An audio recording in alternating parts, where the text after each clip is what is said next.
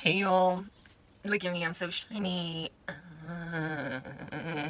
Coconut oil. It's Tuesday the 10th of May 2022 and I'm still a persecuted saint.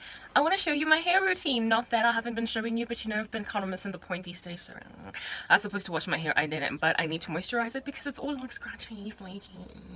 And that needs to stop. But first I want to show you my drinks. Okay, I'm not going to show you just what I put in them, because I keep forgetting to let you guys know. That makes my skin glow like this. Okay, fine, so this is coconut oil, but otherwise, don't I look good for a woman that's about to turn 38 in a couple of months? It's those drinks. I kid you not. It's everything that I do to make a sister look good. I just wish there was no hyperpigmentation. I've changed my routine, and I'm going to show you what it is that I've changed it to. So I don't smell like onions, because I realize that I'm probably not going to be able to see the dermatologist in a while, because that's what's going to replace me smelling like onions, an actual doctor. So I was like, what can I use that's still fading of dark spots? What can I use that doesn't smell like a casserole? And I was like, let's see what's in the kitchen. So let's go. I'm dreaming.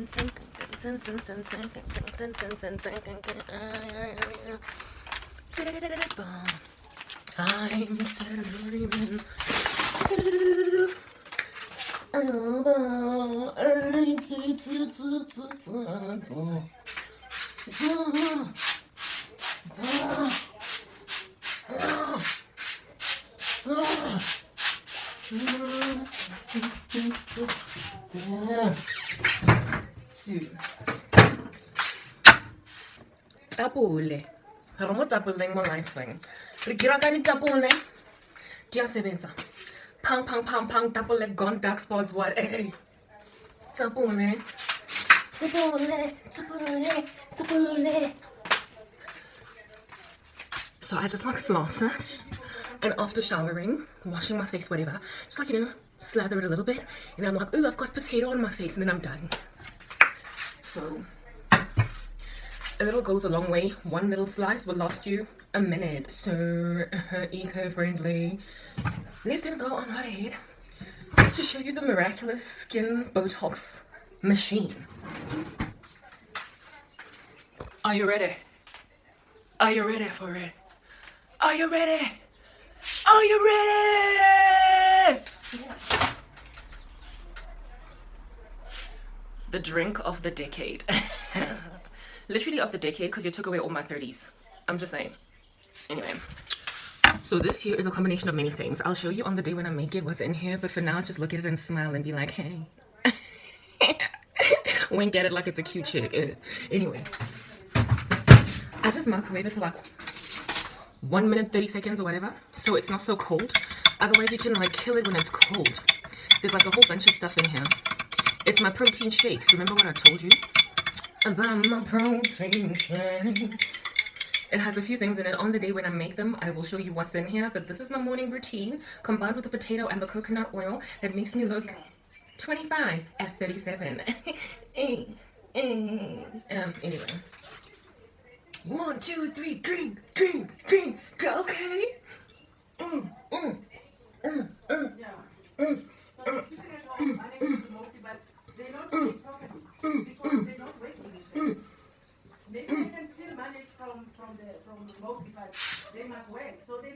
Yeah! Lovely. Okay.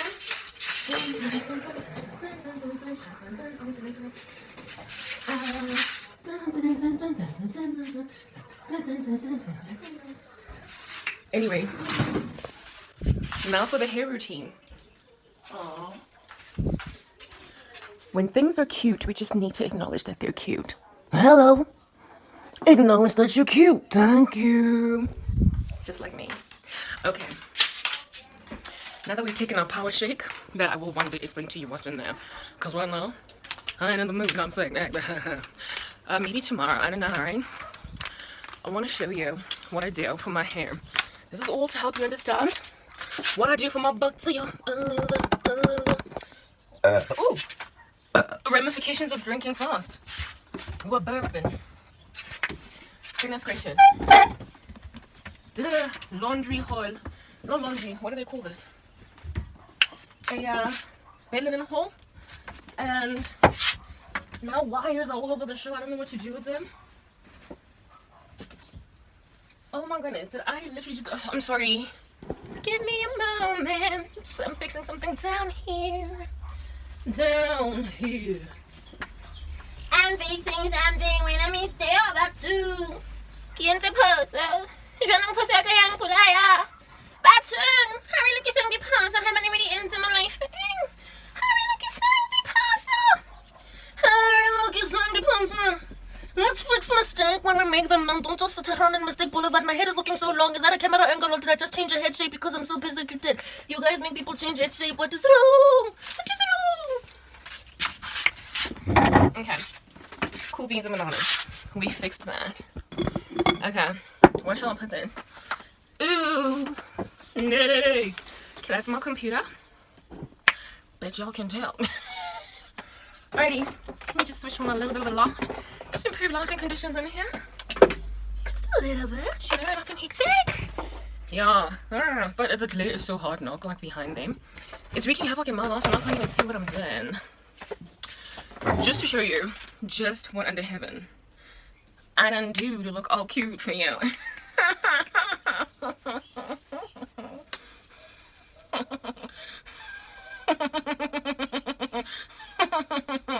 That's a fake laugh, a fake smile, a fake chuckle.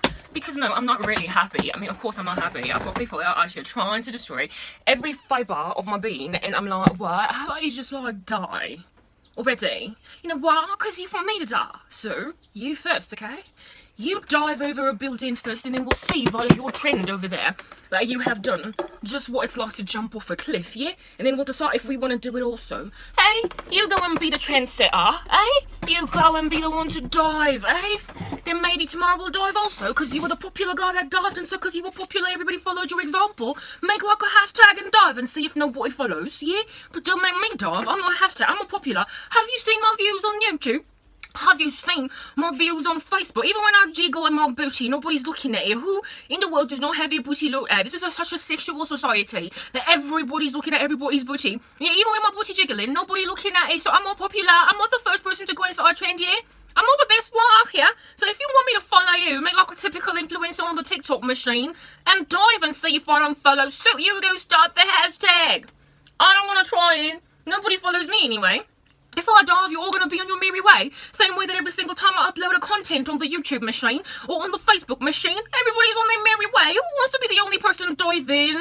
I don't want to do it. If I was fabulous and popular, then maybe, just maybe, I might just dive and then the rest of y'all will follow suit. After all, you do need to dive because you are the type of people that are in dire need of diving, yeah? But right now, I'm not popular enough to stop that hashtag, so please, don't do me dirty. Don't do me dirty. We're thankful that South African has gone right here to go and buy Twitter, yeah? Because that's what happens when South Africans leave South Africa, eh?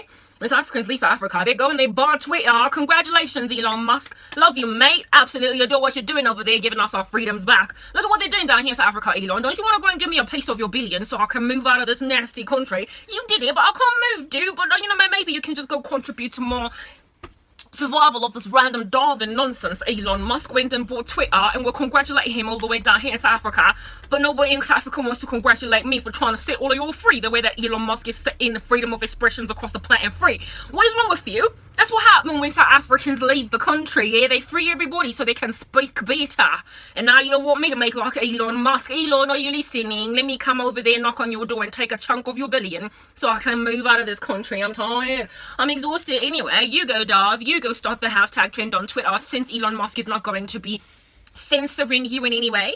Elon Musk is not going to be ransacking you in any way. He's a good okie when it comes to freedom of expression. So how about you go and start the trend to die first, and then Elon Musk will help me basically handle everybody that's too popular, even though they don't make sense at all. They smell quite bad. Nobody even likes them, but strangely, because they know how to do witchcraft, everybody's following them. So Elon Musk, he's giving you freedom to go and say dive, dive, dive on Twitter. Trend it over there and see, since nobody's going to be bringing you down like the former president of the United States, Donald Trump, see if nobody follows suit. And if enough people follow suit, then maybe I'll dive after you.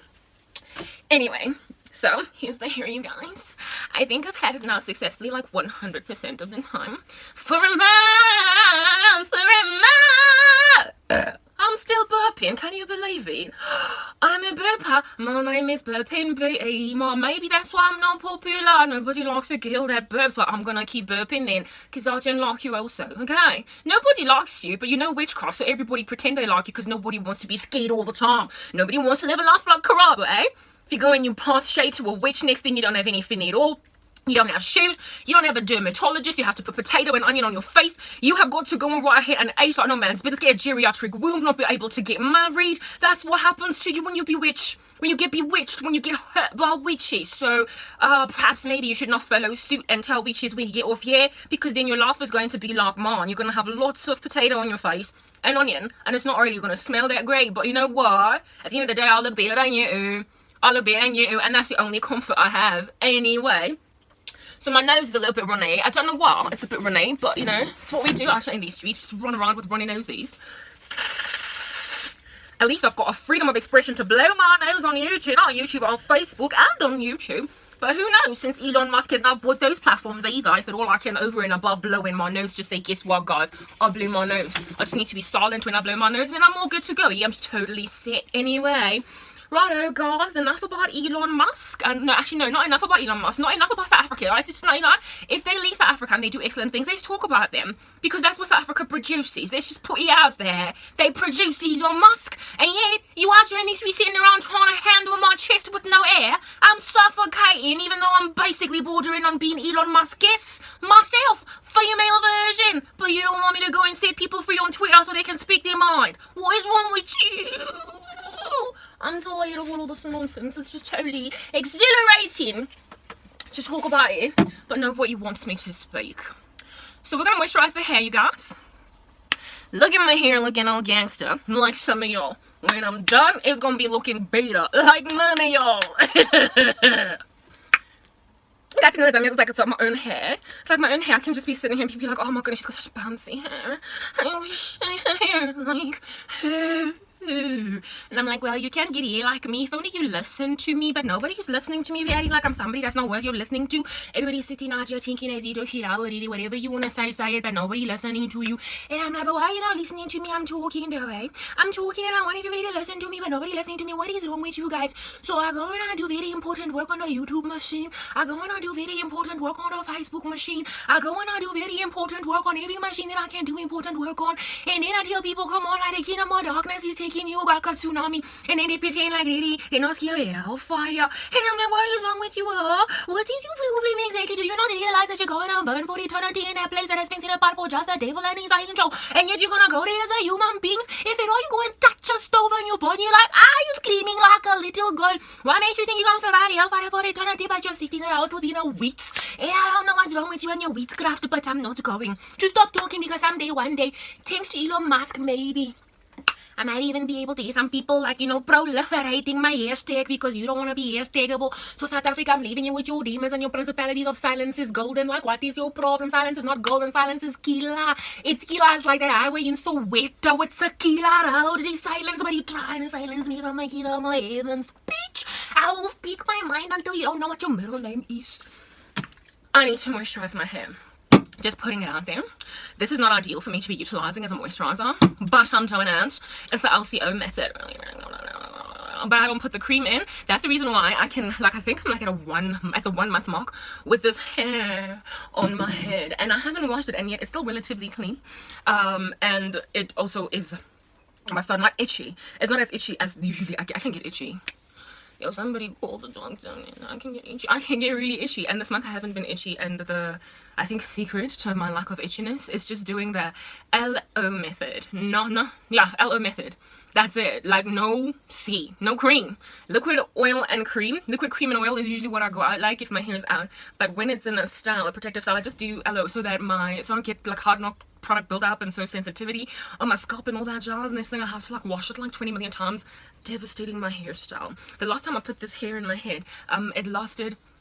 By the time I got to the 2 month mark, basically, I looked like a hobo, you guys. But this time around, it's hanging on quite well. Like, it's doing quite well for me, and I believe that is because I haven't washed it as much as I washed the other hair. Because when my scalp gets itchy, I wash my hair in my protective style, but that also kind of, you know, messes with the quality of this monster over here. I was supposed to wash it this past weekend, but I didn't because I'm not itching. You know what I mean? Like, yeah, let my dirty scalp and my dirty hair underneath this. Go. So that's it. You will watch me do this whole process. I should have actually prepared this stuff in advance. I did already do this little segment some time ago, but I'll show it to you again since I'm all up in it. This is an oil that comes from, whoopsie, you know, everything of mine falls apart because I literally have no space for anything. This oil over here, which I need to procure more of. It's just like I'm not going to explain to you what's in here like proper. It's called Olive Miracle if you're in South Africa, but like who cares about what South Africa is thinking right now? Like nobody from this country is watching me. Is that basic? So if this is in whatever country you might be in, get it, but otherwise it's highly unlikely going to be there. But it's like a hair growth oil, and with any hair growth oil you will probably get some great results. You know, they tend to mix a whole bunch of really excellent oils in there, like olive oil, avocado oil, coconut oil, blah blah jojoba. So this stuff has all that stuff in it, with some parabens and like all these other, like, you know, what's the silicones and what have you, because it's not highest quality. I don't have money to be buying high quality stuff, but if you can get a pure hair growth oil that doesn't have any added extras in it, then do you, sis. As for me, I'm poor. You know I'm poor, you know it. So I can't be going out like that, but it still works. So liquid and oil. Anyway, this is what I actually wanted to say in this little segment while I moisturize the hair. I woke up this morning with a stain on my head.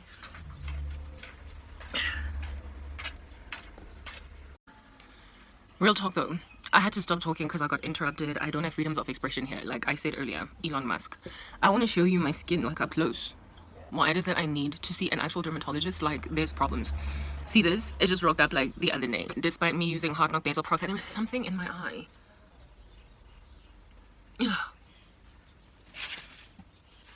Back. Anyway, got rid of whatever was in my eye. What is this? Yeah, sometimes when you're like at this distance in the camera, like people who are always doing videos would know that this is true. It tends to like blur your imperfections, whatever's on your face. So let me just get like real close and show you guys what in the world is going on. Like all of this hyperpigmentation, like it would be cool if it would take time. Like, you know, it's maybe time to like fade on my face, do whatever under heaven wants to do over time, but like that's it. But I keep getting these new ones. I need to go on some regimen that's gonna make sure I never pop anything new. I once did. I know it exists. Okay, stuff like that. Look here. Like, whoa, I just like like and these are the things that have been frustrating me for years. I never used to have skin like this, so please, like, please, why'd you do this to me? What's wrong with you? Anyway, the distraction was taken away. Now let's just show you the hair. The hair. Look at how your guys.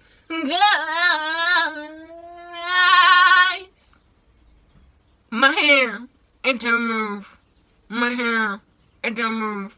My hair, it don't move. My hair, it don't move. My hair. My hair, except it does move.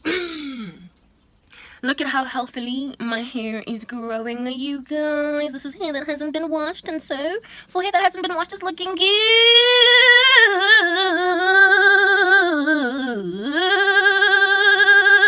My scalp, heaven in life, and you see this hair growth, this beautiful like hair doing its thing underneath there.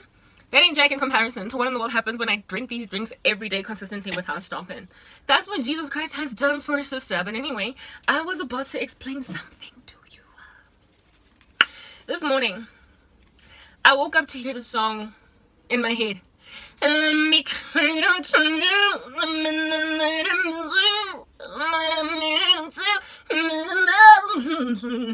the dead of your teaser, so much more. Let me cater to my man.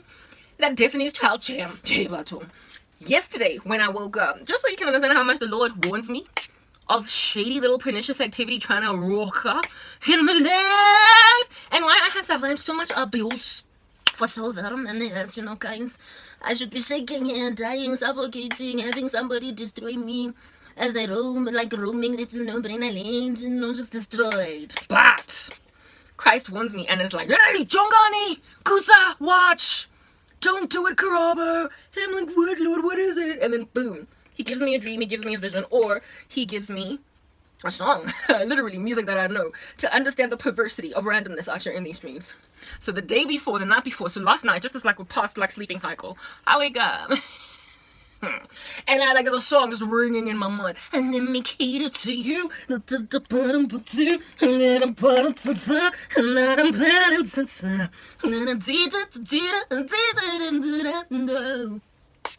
Basically that Destiny's Child Beyonce jam, right?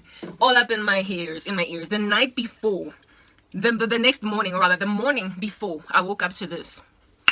Legs like a model, eyes like a Madu, hourglass body, hourglass shorty. What is this? There we go. Hourglass shorty. Put it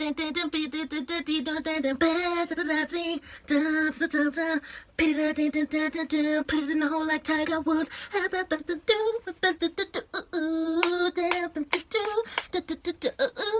Ain't no words about it. And this ain't no joke. Let me clear my throat. I wanna make love to you.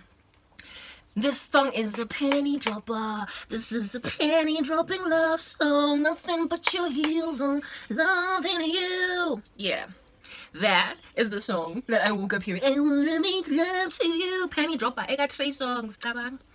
Tabang.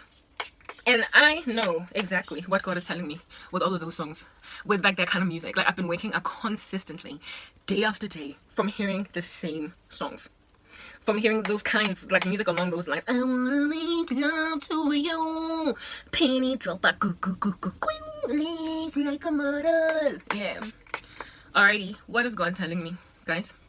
He's basically telling me that there are some eyes looking at a sister that are literally romanticizing sensuality. Like, those songs are not kosher. Okay, fine, look, the Let Me Cater To You song, yeah, Beyonce, yeah, Destiny's Child, is, oh goodness, I think I'm gonna be distracted again. 1 minute. I'm probably gonna get distracted again, but when it happens, I'll stop recording and then I'll carry on again. So the Beyonce one, the Destiny's Child one, is not bad if at all you were singing that song to your husband, okay? Yeah, not like secular music can be really gangster, but like some of it, if you put it in the right context, is actually not necessarily bad. So if you want to cater to your man as a Christian woman, like by all means, really, if you are married, do that. Like the dude needs to be pampered type thing. But here it's not about a man who means well, like proper. It is just the romanticization, if that's even a word, of my freaking poverty, like my dark life, the sadness and the sorrow, to romanticize the Cinderella concept or the Cinderella prospect. So as opposed to helping me get my life back together, there is like this strong desire by the very few random males that are watching my videos to not so much help me get my life back together again, so that I can think straight when men are concerned. Because right now I'm literally thinking, like, guys, you know when you're love thirsty, when you are bereft with sorrow in your heart, because people are just treating you like trash, like people are just treating you like the scum of the arts, right? People are treating you like the scum of the earth. There is this vulnerability that dwells inside you, this like hard knock vulnerability that like chills hanging out, like, you know, like a 10. Hanging out like a 10, get it? Anyway, that makes you like really like be tempted to accommodate just about anybody that gives you what it is that you lack. And men are excellent at giving women what appears to be love when they are presently at that moment not being loved.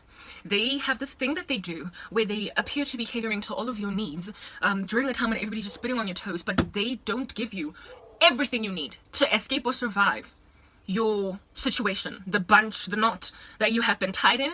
They don't cater to you comprehensively, even if it is in their power to do so. They just do enough for you to attach to them, to trauma bond to them. It's called trauma bonding in psychology, to have an anxious, ambivalent relationship with them. So in is it Freud's theory? No, is it Freud or Skinner?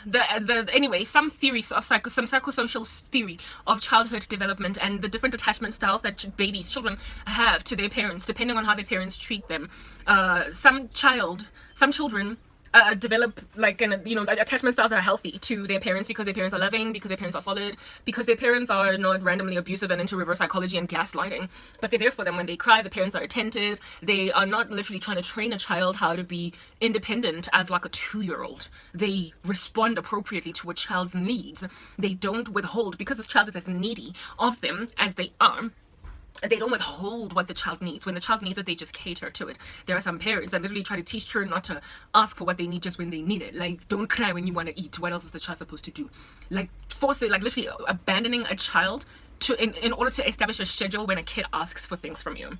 So you only change their diapers at 2 p.m. So if their nappy is soiled at 11 a.m., they're going to have to wait 3 hours. And if you would neglect a child for that long, they're going to develop an attachment style to you that is unhealthy. They're going to trauma bond to you. They are going to be scared to cry at a certain time. They're going to ignore pain in their body. And they're going to basically wither away until you decide that you're going to rock up and be a mom to that kid. It's horrific. Like, people do some pretty nasty things to children, right? And apparently, allegedly, unfortunately, let me go and I'll be back. I have to go switch off that kettle.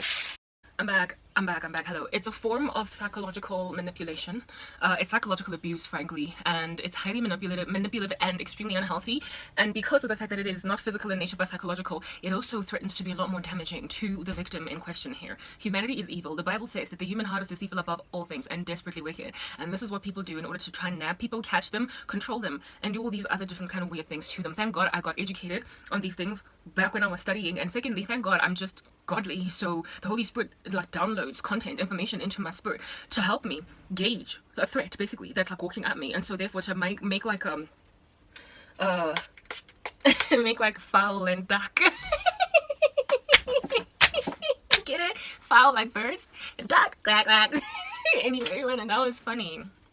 Anyway, so the Lord enables me to make like fowl and duck, make like poultry and duck, things that are impending on me. Literally trains and educates me real fast to move on and get over certain things that are in my life that are threatening to psychologically manipulate me. And unfortunately, what psychological manipulation is, it tends to work if you're not out here looking out for it. If you're not actively staring or walking at the circumstance or gauging it thoroughly for what it is, you get taken by a tsunami, no matter how intelligent you might be. It's just basic principles of how human beings operate. Like, if you're going to make a person love thirsty, they are going to fall hook, line, and sinker, head over heels with somebody that gives them even an iota of love, like literally just a dab of it, like a sprinkle of it. And this person is not healthy to come into your life. Like, you don't grab a person that is suffering great abuse and then give them just literally marginally more love than they previously had. So when I was studying adverts, in economics, there is this theory, this concept called marginal utility. Marginal utility basically is the explanation of what happens in an ecosystem when you add just one extra unit of something to the utility or the satisfaction of that particular variable set.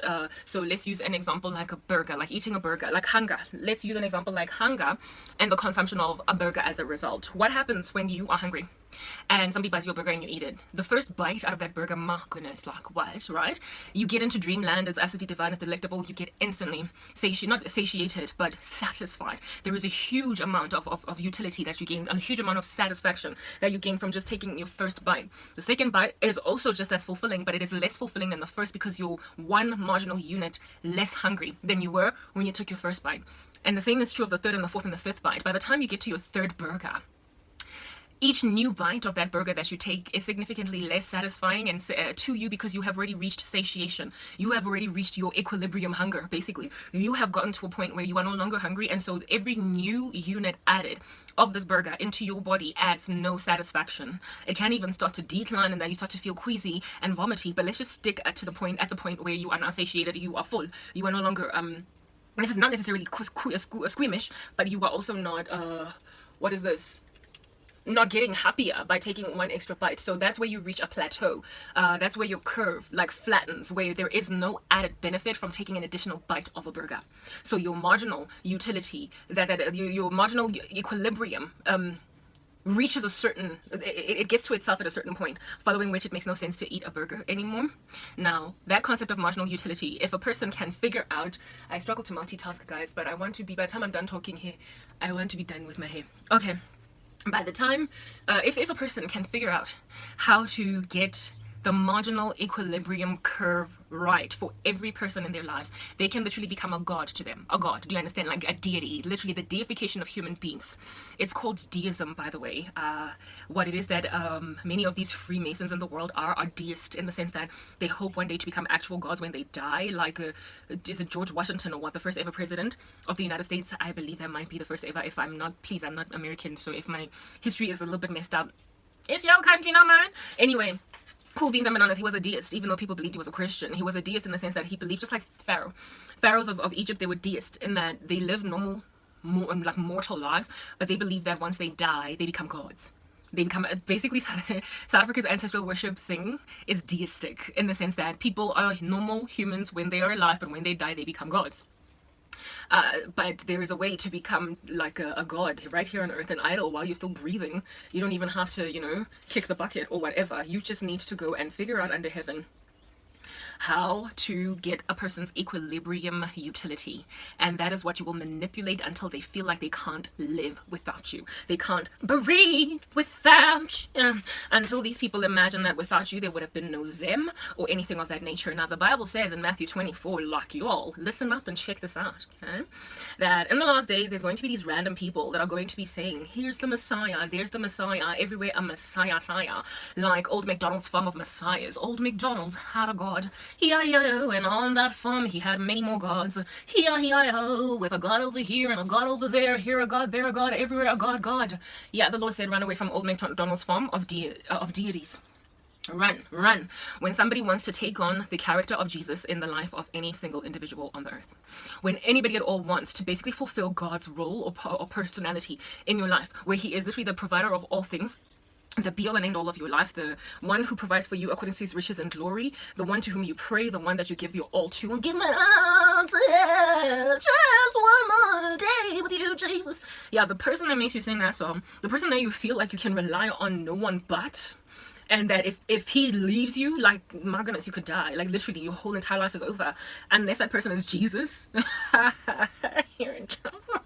You're in trouble. You are being spiritually and psychologically manipulated by a mere mortal who breathes the same air as you, who poops like you, who burps, who has character flaws, okay, who wakes up with halitosis in the morning, who can disappoint, who can die, and so therefore leave you high and dry. Yes, like it. You cannot afford to give a person that much reliance. Like a person, you need to be able, yes, a death hurts, we get it, but you need to be able to continue to still breathe and live when somebody is permanently extracted out of your life. That is how you know that you have not attached to a person like they're a god. Okay, and the Lord is ever warning us to not deify mere mortals. So if a person wants to come and rescue you in your life in a way that is kind of deistic, you will know that that is true when this person is not doing the bidding of Jesus Christ. You know that band, that wristband that we used to wear back in the day? Perhaps there are people who are still rocking it now, that says WWJD. It basically stands for, what would Jesus do? If a man or a woman that walks up in your life is not walking like Jesus and apparently walking out to rescue you, but they're leaving you high and dry, and they're providing for you tiny little sprinkles of love, of attention, of whatnot, whereas Christ would abundantly pour into your life. That's what it is written of him. He provides for us exceedingly and abundantly above anything at all that we can ever think for, right? If at all there is not an outpouring, and neither eye seeing nor ear hearing the things which God has prepared for those who wait for him, if that which comes into your life by this individual is not looking like a blessing from God, yes, of course, the Lord works providentially through people, so I'm not saying expect a banana to just like drop on the floor from heaven. Come on, we are Christian, we are not magicians, we don't believe in esoteric, funny little occult things that happen, right? We believe in a God who works providentially, and so therefore provides through other human beings by other human beings. So he will bring a good Samaritan into your life. So I'm not doing away with the value or the importance of human beings, but their character, how it is that they act when they're in your space now. When you are high and dry and in a time of need, that will tell you if this is a God sent or if this is a satanic, stealthy, pernicious Janus and Jambres type establishment. Now, who are Janice and Jambres? They are these okies with like mad character flaws, real bad in the Bible, written of in 2 Timothy 3. They worm their way, they're stealthy, they come to you creepy, and there's funny music in the background or something. They do that in the lives of women who are really just going through it. They come in the lives of women who are burdened with passions, with lusts, basically not really consecrated to Jesus, looking at nothing but fleshy things of the earth. And so these guys like dangle like a hypnotic stone in front of these women's eyes, and then these women get all dizzy and they fall under their spell, and they may be looking at these guys calling them Jesus, false messiahs. They come into the lives of women that are in dire need of aid, of help, who are burdened with passions, who are going through a minute, and they offer them sprinkles of love. Just little tiny sprinkles of love, just a drop of water on the tongue of these women, like they're the rich man in hellfire, as it is written in God's word in the parable of the rich man and Lazarus. No, it's not a parable, it's a true story. I believe it's a true story. So no, I don't agree with John MacArthur there. Cool beans and bananas. So Janice and Jambries is who, as a woman, basically you need to avoid. And frankly, I would go so far as to say for men too, but I'm in no position to be teaching men anything, for it is not allowable for a woman to teach a man or to exercise authority over them. So my ministry is for women, and I keep saying that like over and over and over again. I can't reiterate it enough. So women, when these men rock up, they will have the characteristics. They will appear. They'll be like a pseudo provider. They will appear to be God sent, but you will know that they're not God sent because they're not wearing that wristband that says WWJD. What would Jesus do? It is written in God's holy word that if it is in your power or your position to do something for somebody or for Christ, or even for yourself in terms of repenting from sin, but you don't do it, the very same person sins. So if the Lord sends you to go and give somebody a hug, and then you rock up all up in their grill and you give them a high five, you have not done what God has said to you. You can give them a hug, like the full like throttle, but you decide to just, kind of, grace them with your fingers and some half you're not doing what Christ has said you must do. If it is in your power to give a hug, but you give a high five, you're not honoring God. And you're gonna know these guys because they are gonna have the power to give you a hug, but they will only give you a high five. They will only give you a high five, and you're gonna know that that's what they're doing. Be afraid, be very afraid, because this is a Janus and a Jambries, and their primary prerogative is to lord it over you with an iron fist, deify themselves in your life, so therefore create out of themselves a god, cause you to be an idolater, and make you attachment style hook to them with anxious ambivalence. Now let's go back to that anxious ambivalent attachment style that I believe was pioneered by Skinner. I stand corrected. I'm pretty sure it's not Freud. But anyway, what happens up in this attachment style with the babies is that because of how much the baby cannot survive without the mom at all, like they're basically incapacitated by the status of them being babies, they then end up kind of docile and withdrawn and attached to a woman or a man, really depending on their caregiver, that is not entirely or sufficiently providing of their needs, but they have no one else, they have nowhere to scream, and so all they can do is just hope that this person is going to do right by them, at least by 2 p.m. Since their diaper needs changing at 2 p.m., they will hope that this person does not decide to make it 3 p.m. and so make them uncomfortable for an extra month. Not month, sorry, but make them uncomfortable for an extra hour type establishment thing. That is what it is that these attachment people do. So an anxious ambivalent attachment style, what it does in a baby or a human being, because it can be a grown human, because it can be done to grown-ups, what it does in people is it causes them to have ambivalence, like irritation, like hostilities, like anger, basically in your heart over the mistreatment of your person by the only person that is currently taking care of you. You kind of don't like them very much. You are unhappy with the way that they treat you. You're not sublime with the fact that you have to sit in your diaper poop for 3 extra hours. But you understand that in the absence of just hunkering down, keeping quiet, you might be stranded in this diaper poop period. So you have to wait 3 hours for, what do you call this? You have to wait those 3 hours in order for this person to change your diaper. So you don't necessarily like them very much, but you rely on just them, so you are attached to them in a very unhealthy way. That is where your ambivalence comes in. You're constantly anxious. You need them. You can't live without them, but you resent that they are so manipulative of you and that they don't cater to your needs at the time when they're supposed to cater to them. They don't give you just what you need. They withhold from you, and they keep you uncomfortable for a very long amount of time.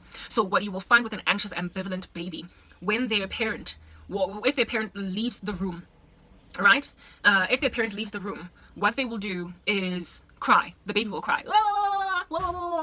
But as soon as the parent comes back inside the room to give them their needs, they will just be, they'll be standoffish. They'll have an attitude. The child will just look at the mom like that. They will not be happy to be hugged and held by the mom. They will not want to breastfeed. They will just literally be on some, but where were you? And just have this like attitude. But as soon as the mother leaves the room, they get anxious again. But when the mother comes back, they are not happy to see them. That is such an unhealthy attachment style.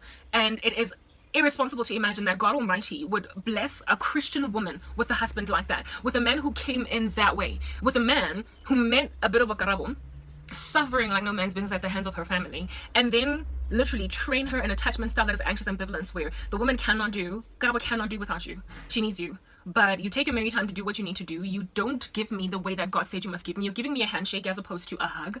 And I don't like that you are disregarding of so many of my needs. I don't. So when you leave, I will be anxious, I'll be uncomfortable, I will not be happy that you're not here. But when you come, I'm not going to jump to hug you, I'm not going to want to kiss you, I'm not going to want to hold you. So basically it's a hostile marriage. It's a hostile marriage where you are staying with a man because he's the only person providing for you, but he is just not loving. He doesn't show it. He keeps on just sprinkling you with tiny little like Smarties, jelly tots, but he's not feeding you like a whole poultry, like a whole chicken. When it is in his power to do so, Do not mistake what I'm saying for a person, for instance, that gives you a handshake because they're bedridden and so can't give you a hug. I'm talking about a person that is in a position to give you a hug but can't give you a hug. So if a man cannot do something for you genuinely, like he literally cannot do it, then you don't get to be this greedy little unappreciative, crying, spoiled brat on some, I wanted a hug and all you gave me was a handshake, when the dude is literally in a hospital bed unable to lift his hand because he's just been in a bad accident or whatever. No. That is just being irresponsible. But when a person is in a position to help you, but they don't help you the way that they're supposed to help you, but they help you only a little bit, they are trying to find the equilibrium utility or satisfaction that basically pertains to you as a person, that pertains to you as a human being. Now, the thing about the equilibrium utility, you don't, from your first bite of a burger, reach equilibrium. You reach equilibrium after a certain number of bites. So how this like model progresses, so I'm going to put Vaseline as an occlusive. Although this is already an occlusive, this really helps to seal in the moisture I've put in. People have a thing about grease. I don't. I think it's like grease lightning. It's frankly fantastic in a musical. Go grease lightning. Anyway, that would be petrolatum, otherwise known as grease. Anyway, whatever. So this is what I use. Moving on, right? Let's go back to the law of marginal utility that we studied in Ecos 101. The first bite of the burger, what does it represent? It represents the first time that this person ever provides anything for you, ever does what it is that is apparently a charge by the Lord, okay? And the level of satisfaction from it is just through the roof, skyrocketing, okay? It's just out of this world astronomical. You feel like, what? Oh my goodness, I've been hungry and now I'm eating a burger. Your satisfaction is extremely high. However, because they have not provided for you at the level that you needed to be provided for, literally whatever it is that you need, you have not been catered to in this way, the next time they help you out with something, you will still be satisfied. You will be happy because it's one step closer to the direction of what it is that you're trying to get. I don't know if how many of y'all have tried to save up for something huge with tiny little incremental amounts of money. It gets so taxing over time to achieve that. It gets so taxing over time to maintain it, to stick to your little putting away in a little money box 2 rands when you're trying to save up 2,000 rands. It takes, it's very difficult to maintain a discipline and to feel happy. By the time you get to that 2,000 rands mark, you are so exasperated that you even like the excitement that you've gotten there so you can buy whatever it is that costs you 2 grand, right? That's what like bad provision looks like. That's what these false messiahs basically look like. Okay, they will usually be in a position to help you perfectly and comprehensively in the way that you need to be helped, but they will refuse to. And a lot of times the reason why they refuse to do that is because they have an ulterior motive. There is an agenda. There is something they're trying to establish, basically an attachment style. An attachment style. They're trying to get you anxious, ambivalent. They're trying to get you to rely on them for everything, to develop a bond with them that is trauma bonding, where it is that in the case of love, they will give you just a small little smartie or a skittle of love as opposed to the whole full packet or the full box. And this is in order to make it such that you will believe that the only people, the person in the world that actually cares about you, that wants to do anything for you. And every time when you're about to give up and throw in the towel, they then throw in another rand, another 2 rand, another 3 rand, another burger bite, another hug, another handshake, not handshake, sorry, but a high five type thing. They just keep throwing these marrenzas when they have got the ability to rescue you from the obscurity that you're in, period. They have got power to shake your world into a better place, but they just choose to, create a little bit of a tsunami here, an earthquake there on the earth that you are living on. They don't do enough. They do just what they imagine is what is going to be required for you to develop an attachment to them that is permanent. It is a form of psychological manipulation, and frankly, it's bad. So they keep giving you 1 extra bite of a burger, and with that 1 extra bite of a burger, your utility, your satisfaction with them is there. It increases, but at a decreasing rate. It increases at a decreasing rate because we're reaching equilibrium. And then this person, if they're smart enough to recognize that you've reached your equilibrium utility, they will stop giving you increments, but they will provide for you at the equilibrium level, so that they will give you not much more, not much less, just enough to keep you coming back. You also have to be incredibly dependent on them for this particular provision. So if it's love you lack, they will give you just enough to keep you around. If it's money you lack, they will give you just enough to keep you around. If it is what is this? A car you need, they will give you just the right size of car. If you wanted a BMW, they will buy you something that moves, like second hand, third hand, whatever, that moves. They will give you just enough to keep you around, but never represent or look like what it is that is the deliverance of Jesus. The Lord says that he provides for us exceedingly and abundantly above anything at all that we could ever think to ask for. So therefore, if you have waited on the Lord for as many years as I have waited on the Lord, you are not going to get, once you get past that point of waiting, if at all it's time for you to get delivered, God is not going to give you a lesser life than what it is that you had before you fell into obscurity. That is unbiblical. It's unbiblical. Like, I'm literally trying to give you Bible-based explanations for this. The Bible says if anybody loses fields, homes, mothers, sisters, brothers, whatever you could lose, a cat, a dog, perhaps some good hair, whatever it is that you lose for the sake of the kingdom of heaven, you will gain 100-fold over all that which you have lost, and with persecutions too, and in the next life you're going to gain eternal life. So how do you know that your deliverance has come? You know that your deliverance has come when you are being provided for at the time of you breaking out of poverty, or whatever it is, it might be the thing that was your test. When the acquisitions in your life, now that you're breaking free, are exceeding and abundant above anything you could ever have fathomed. It has to be in tandem with scripture. So when you do get your life back together again, your career, it will be 3, 4, 5, 10, 100-fold better than what it is that it was 10 years ago when you lost it. If it is a husband and you were busy dating bad men, but you stopped doing that because you're not honoring God with your body and with your life, the husband is just going to be ridiculous. Like like everything you wanted in a man plus and some, right? Everything you wanted in a man and some. If it is friends, you're just going to have these like faithful, like sister vibes, you know what I mean, type thing. You will gain 100-fold over anything from about, like, literally it'll be better than what you lost. So if at all it is a fraction of what you had, but you've been suffering and have been living in squalor for so long that anything that comes your way you jump up and down for because you've been parched.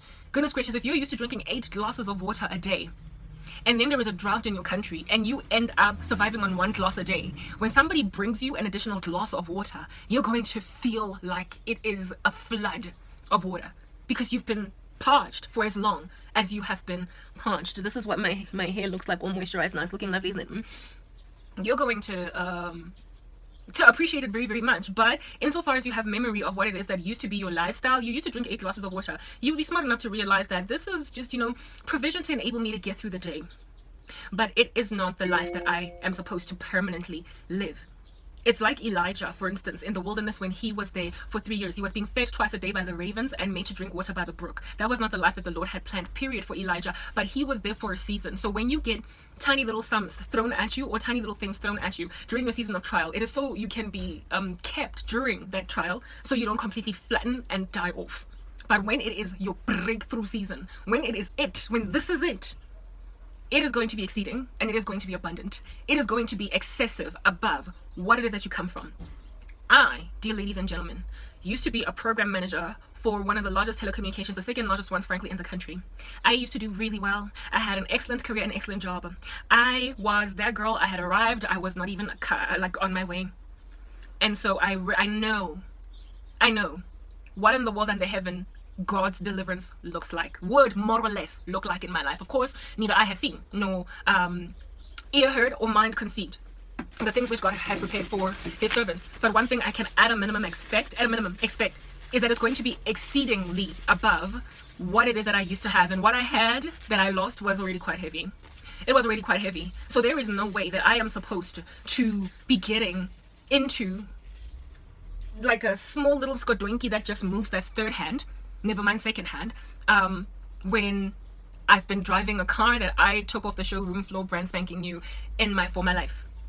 So I know that the provision of a vehicle by God in deliverance mode is basically a brand spanking new like SUV chilling over here, a BMW, a Merc, whatever. That's what I know, because what I had at first was what it is that I know.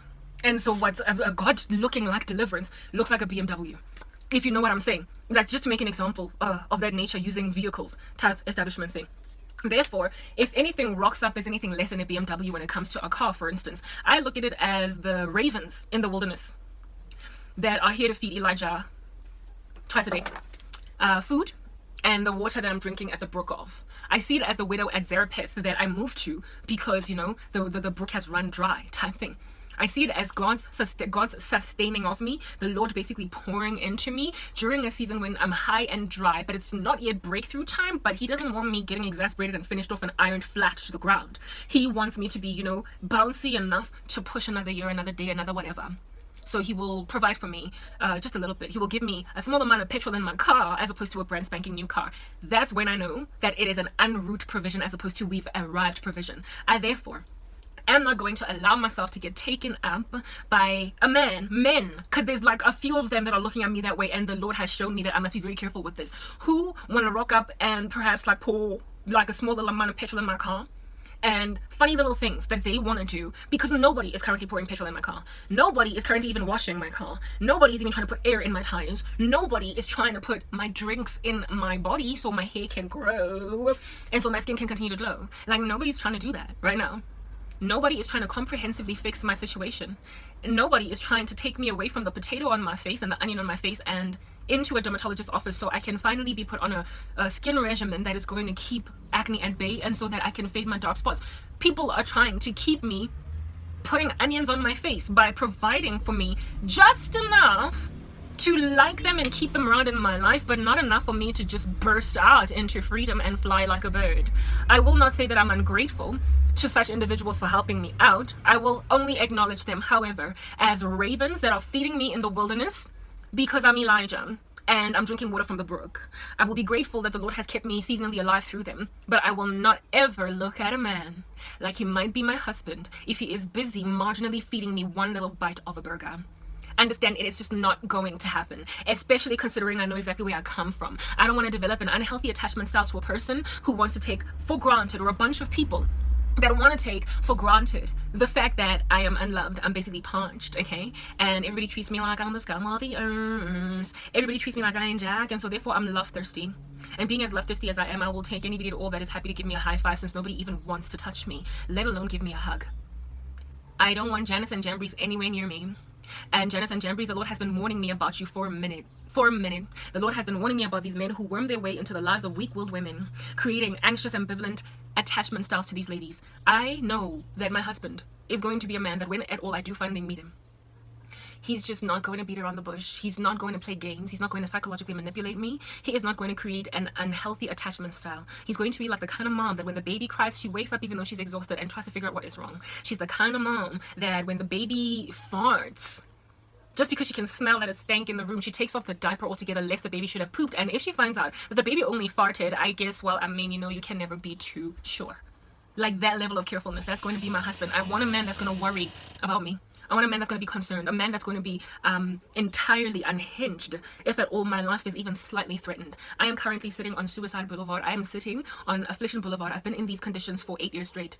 And there hasn't been a single man so far that has been so worried about me, so concerned that another day that progresses might be the day when I finally die, when I finally give up, that they would bust their entire lives, whatever it took for them to get me freed from these chains. For as long as a man does not come in my life that way. Like, if they want me to settle for a Cinderella situation, I'm entirely anti-Cinderella, because I don't trust men to rescue a woman that is suffering, that is parched, without there being an ulterior motive or them trying to foolishly do a strange thing. I'm used to only being independent, and I have never been able to trust men at all in my history. It's never been a thing. So the only way that I would ever change my mind about that, the only way that I would ever transform how I think about men, is if one rocked up expecting absolutely nothing from me in return, and then fixes my life, as in comprehensively, such that even if he was facing the risk of, once I now get everything that I need in this world, I could walk away from him. Even if there is a risk, like pretty much like what Jesus did. You know that story with the 10 lepers in the Bible? How he healed 10, made them wash themselves in some river, and only one of them came back and said thank you. And Christ was like, were there not 10 lepers? Why has only this one come back to appreciate what it is that I have done for him? Right? Even if there was that's what Jesus did. Like, he healed 10 people, only one came back and said thank you. Christ did not have a conditional love where he was like, I'll only heal you if you say thank you to me. If a man does not rock up like WWJD, what would Jesus do? And basically cleanse me of my leprosy, despite the risk of me walking away and not giving him my heart, then he's not my husband. Because that's what Jesus would do. Jesus would heal the lepers despite his foreknowledge of the fact that only one will come back and say thank you. So a man that comprehensively corrects my situation, despite there being a risk that I might end up married to another guy and I just walk off unappreciative like the 9 lepers, he will do it anyway because that's what Jesus would do. Basic hard knock chivalry. I am not going to give my heart to a man when I am still in squalor. I am too vulnerable. I am too sensitive. Everything hurts. I am love thirsty. That is not any position at all for a woman to be making a decision for romance, okay? So if a man does not rescue me comprehensively, as in help me get my career back or some kind of a semblance of a career, if he does not help me pitch a tent in an apartment so that my channel can grow, if a man does not literally change 180-degree style type situation all of my life, and then once I am perched high on a hill somewhere, sit there and be like, I finally done what it is that God said I must do. If a man does not do that, I will never look at him like he's my man. I will never look at him like he's my husband. The only man that I will allow to pursue me, if in a Cinderella context, because I'm against the Cinderella context, I don't trust men. I just want to rise, get my life together, and then only I can think about being with someone. But if a man rocks up and rescues me that comprehensively, then maybe if he rocks up and is like, I caught you, I might just give him a shot. But he needs to not expect that that's what I'm going to do for him. That level of chivalry, I am asking for that because I understand that I serve a God who provides exceedingly and abundantly above anything I can ever ask for. And so therefore he's not going to send me a deadbeat man that is no improvement on some of the like horrendous men that I dated in the past when I was still in the world. The Lord is not going to bring some selfish dude who has got some psychological tricks up his sleeve that he's trying to employ in my space. I am a born-again child of the living God. I have been given understanding. I've been given knowledge. I have also been given discernment. And right now the Lord has basically warned me that there are a couple of men that are looking at me trying to see if they can't like find my equilibrium utility and then make out of themselves little deities in my life, like tiny little messiahs. And I'm like, I'm sorry, that is idolatry, and frankly I'm not trying to go to hell and burn for having more gods than the one that created me. Have no other gods but the one true. So I don't want a man that is going to create out of me a needy little woman that is never happy in a relationship but that can never leave because this man is providing for my every last need. I don't want a guy that is going to content himself with watching me lament, moan, groan, cry, grovel, literally snot and everything coming out of my nose every single day, suffocating under abuse, and then being in a powerful position to enable me to get out of that. Just doesn't, because he's trying to throw me tiny little scraps of things to, as the only person that is currently doing that for me, in my direction, to make me need him to buy things like toiletries, things like drinks for my hair, but not enough to get me out of here. If that is the kind of capacity that a man is wearing, he is just a friendly stranger that rocked up and served the needs of Elijah in the wilderness like a bird, like a raven, but not Elijah's home, be all and end all, the place where Elijah can chill and relax. So the I wanna make love to you, this right here is a panty dropping love song, nothing but your heels on, alongside Let Me Cater to You. It's just the fantasies dwelling in the hearts and minds of certain men that have seen my dance videos. And because of how excellent my body apparently is to them anyway, according to their own standards, are trying to see if they can't come into my life, but in and of themselves they are insecure to pursue me or to do everything for me that I need done, and fear that I'm going to leave once my life is corrected. So they just want to create a very unhealthy attachment style. I've been abused for years. I cannot accommodate a man into like reverse psychology, gaslighting, anxious, ambivalent attachment style creating antics. Like I can't. I've said that so very many times. And if that will not like be driven into the head as some kind of an education and lesson to men, that you don't win women you love that way. You don't fall violently in love with a woman and then not have her back. That is not love. You don't leave a woman in squalor if you love her. So therefore, if I'm in squalor, you are Janice and Jambreeze to dare try and worm your way into my life while I'm in that position. I am too weak. I'm too broken. I am too hurt and too vulnerable to successfully be in love right now.